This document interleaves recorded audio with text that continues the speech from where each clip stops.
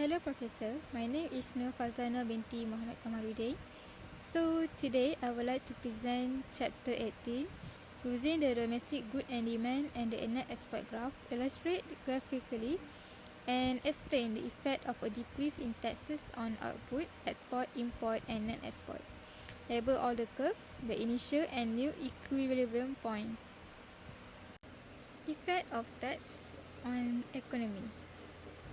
The effect of tax on the economy are significant, and as such, the government is careful in designing tax policies that follow what's needed for economic growth. The tax individual and the household pay is determined by the government. It's one of the main tools in the government hands to help achieve macroeconomic goals such as price stability and economic growth. The government uses tax to indirectly affect aggregate demand, the total demand for goods and services in the economy. Now, aggregate demand is crucially because a drop in aggregate demand would cause a recession in the economy. Additionally, a considerable increase would translate into a significant increase in the price level. Luckily, in both cases, the government can use tax to influence aggregate demand and bring the economy back to the equilibrium. The government may influence the amount of a family's disposable income by raising or lowering the rates at which they are taxed. The effects of a decrease in tax on output, export, import, and the net export. A reduction in T tax will cause an increase in C consumption and cause a ZZ to shift up a demand as demand rises. Y will increase, causing an increase in C and S. As Y rises, import will rise. Given the export do not change, net export will decrease. An increase in domestic income Y equivalently an increase in domestic output. Income and output are still equal in an open economy. Lead to an increase in import. This positive effect of income and export is captured by the positive sign under Y in equation. An increase in the real exchange rates E lead to an increase in export IM. This positive effect of a real exchange rate on imports is captured by the positive sign under E. As E goes up, note that IM goes up but E goes down, so what happened to IM? The value of import in goods is MX. Such a reduction in net export reduces aggregate demand.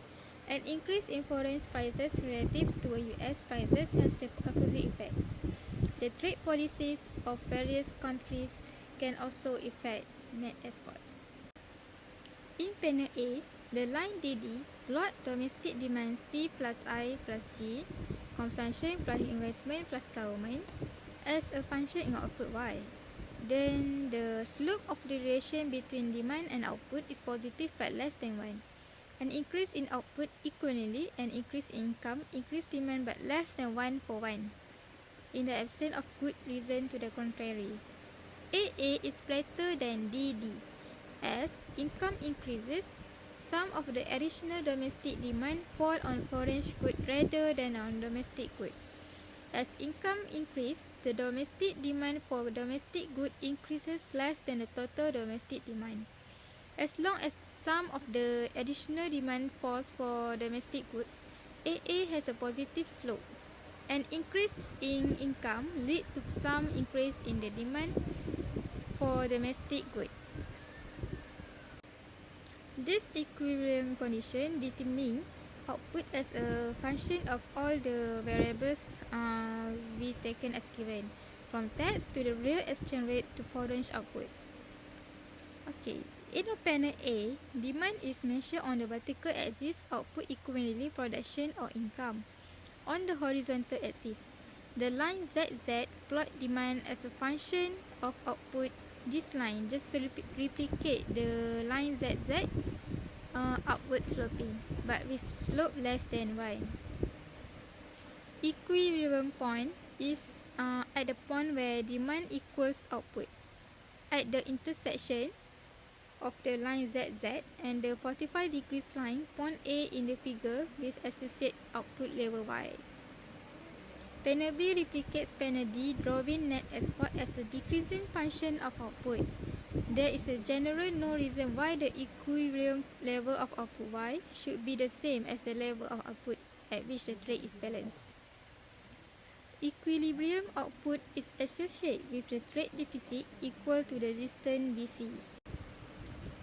If the government reduces tax, then the disposable income and consumption rise. Hence, saving falls so that the net export also falls. This fall in net export put upward pressure on the exchange rate that offset the decreased world of demand. Investment and the interest rate would be unaffected by this policy since leverage state the world interest rate as given.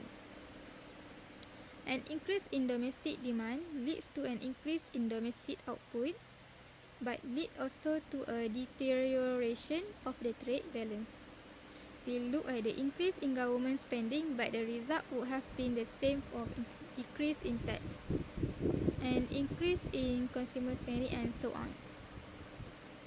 An increase in foreign demand, which could come from the same type of changes taking place abroad, lead to an increase in domestic output and improvement in the trade balance. Okay, that's all for me. Thank you.